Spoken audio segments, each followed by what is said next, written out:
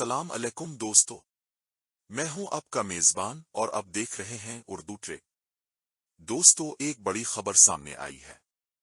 عالمی فٹ بال star Cristiano Ronaldo نے retirement کا اعلان کر دیا ہے۔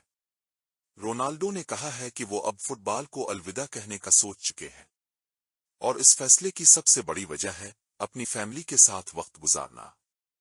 40 سالہ رونالڈو نے کہا کہ کیریئر ختم کرنا آسان نہیں، لیکن وہ اس لمحے کے لیے کئی سالوں سے ذہنی طور پر تیار تھے۔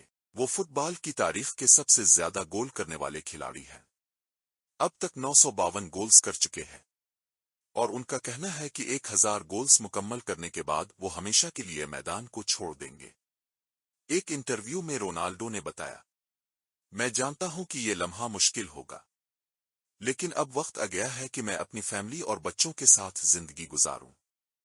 انہوں نے اپنے پرانے کلب مانچسٹر یونائیٹڈ کے بارے میں بھی بات کی، اور افسوس ظاہر کیا کہ کلب اپنی بہترین فارم سے بہت دور جا چکا ہے۔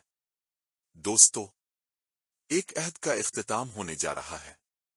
دنیا کے لاکھوں فینس کے لیے یہ لمحہ جذباتی ہے۔